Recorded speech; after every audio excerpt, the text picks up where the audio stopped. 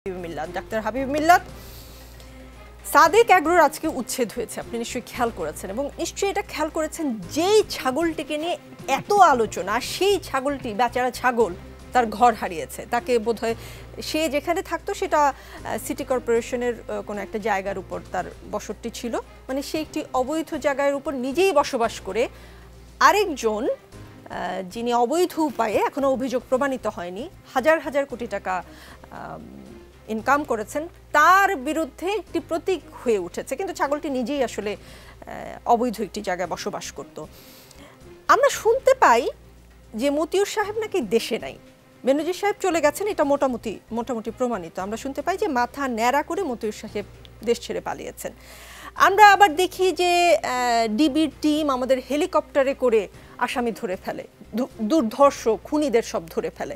কিন্তু আমরা এটা দেখি যে বেনজির সাহেব মতিউর সাহেবরা আবার পালিয়ে যায়, মানে কিন্তু আবার ছাগলটা তার বাসাটি হারিয়ে ফেলেছে, তার ঘরটি, মানে এত কিছুর মধ্যে বেচারার ঘর নাই। তাহলে কি আমাদের সব রাগ ওই ছাগলটার উপরে কিনা, যে ও কেন মতিউরকে ধরিয়ে দিল? 2 মিনিট সময়।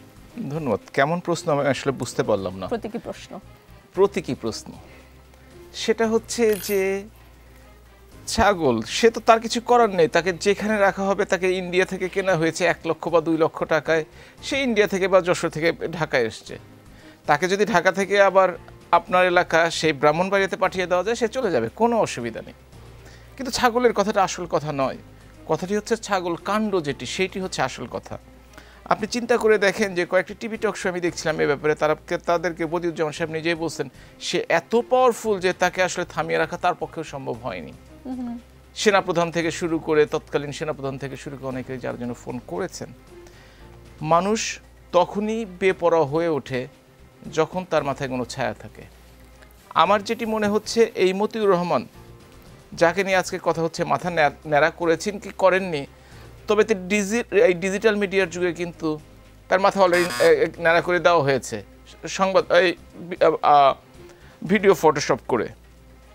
তো উনি দেশে আছেন কি নাই আসলে আমি শিওর না, তবে আজকের পত্রপত্রিকায় দেখেছি যে উনি দেশে আছেন। তবে হয়তো কাল সকালে দেখবো যে উনি 3 দিন আগে চলে গেছেন। আস্থা রাখার জায়গাটাও কোথাও পাচ্ছি না আসলে।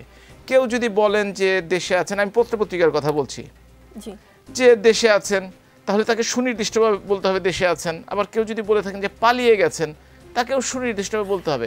কেমন যেন ভেগ টার্ম ব্যবহার করা হয়। একটু ইন্টারাপ্ট করি, আপনার কি মনে হয় যে একজন রাজস্ব কর্মকর্তা দেশে আছেন কি নেই এটা খুঁজে বের করা আমাদের যে সংস্থাগুলো আছে খুব জটিল?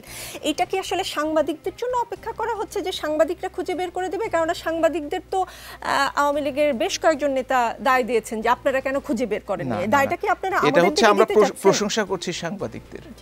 দেখেন বেনজির আহমেদ, ডক্টর বেনজির আহমেদ, যদিও ডক্টর একটা ভুয়া শুনেছি ঢাকা সিনেট থেকে, জি মাইক্রোফোন ওপেন থাকুক, দেওয়ার জন্য, তো তাকেও কিন্তু সাংবাদিকরা প্রাথমিকভাবে খুঁজে বের, প্রশংসা পাওয়ার যোগ্য। দ্বিতীয়ত সোশ্যাল মিডিয়া, ছাগলের কথা বলেন আর তার ছেলে রিফাতের কথা বলেন, ব্যাপারটি হচ্ছে সোশ্যাল মিডিয়া আসার পরে কিন্তু তার বিরুদ্ধে সকলে মানে সরব হয়েছে। সুতরাং প্রশ্নটা কিন্তু মিডিয়ার দিকে যাচ্ছে আসলে। তো এখন কি দুনিয়াটা এমন হয়ে যাবে কিনা যে আপনাদের উপরে আমরা সবকিছুতে ডিপেন্ড করব? জানি না সেদিকে এগুচ্ছি কিনা আমরা। জি, আমাদের উপর বা ছাগলের উপর যার উপরেই ডিপেন্ড করতে হোক। গতকাল জাতীয় সংসদে আওয়ামী লীগের যুগ্ম সাধারণ সম্পাদক আফম বাহাউদ্দিন নাসিম বলেছেন, দুর্নীতি দমন কমিশন, গণমাধ্যম বা রাজনীতিবিদেরা এনবিআর কর্মকর্তা মতিউর রহমানকে চিহ্নিত করতে পারেননি, তাকে চিহ্নিত করেছে একটি বোবা প্রাণী ছাগল। আপনার কি মনে হয় ডাক্তার হাবিব মিল্লাত, যে দায়িত্বশীল জায়গায় ছাগল নিয়োগ দেওয়া উচিত? আমি এটা এখন বলতে পারবো না, তবে 10 বছর পর কি হয় বলতে পারবো না। আপনি দেখেন কুকুরদের কিন্তু ট্রেনিং দেয় মাদকের বিরুদ্ধে, মানুষ অপরাধী খুঁজে বের করার বিরুদ্ধে, তারা কিন্তু অনেক বেশি সাকসেসফুল। আগে কিন্তু এটা যখন এই যে সিসি ক্যামেরা ছিল না, তখন কিন্তু কুকুরের উপর নির্ভর করে অনেক কেস ফয়সলা হয়েছে। আবার এখন দেখেন যদি কোনো মামলার তদন্তে যায়, প্রথমেই তারা বলে সিসিটিভির ফুটেজ নিয়ে আসো, অর্থাৎ প্রযুক্তি নির্ভর। কুকুর থেকে প্রযুক্তিতে উঠে গেছি, এখন ধ্বংসযজ্ঞ শুরু হয়ে যদি প্রযুক্তি বিনাশ হয়ে যায়, ছাগলের উপর নির্ভর করব কিনা ছাগলবিদরা এটা ভালো বলতে পারবে। আমার পক্ষে বলাটা আসলে খুবই কঠিন একটি কাজ। তবে আমি মনে করি যে বিধি আসুক না কেন, যাই করা হোক না কেন, আমাদের এই ব্যাপারগুলো সিরিয়াসলি দেখা উচিত এবং শুধু একজন দুইজন না, সেদিন সংসদে শুনলাম, বলবো হাজার খানেকের কথা, মাহবুল হানিফ বলেছেন যে হাজার খানেকের বিরুদ্ধে অভিযোগ জমা হয়েছে।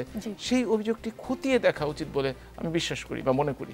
জি, একটা প্রশ্ন আপনাকে করে আমি মাহমুদা হাবিবার কাছে যেতে চাই। আপনি বলেছেন একটা ছায়া ছিল মতিউর রহমানের উপর, একটা ছায়া ছিল যেটা প্রকাশ পেয়েছে তখন তত্ত্বাবধায়ক সরকারের আমলে। ছায়ার কথা আমরা জানি, স্বয়ং নাম্বার 1ই তার পক্ষ হয়ে ফোন করেছে, কিন্তু গত 15 বছরে না, তিনি নাম্বার 1 থেকেও ফোন গিয়েছিল। আচ্ছা, নাম্বার 2, হ্যাঁ নাম্বার 2।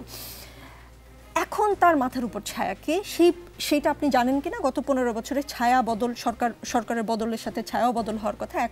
এখন তাকে কে ছায়া দিচ্ছে? এত আমি প্রশ্ন আসছি, আপনার কাছে উত্তরে আসছি।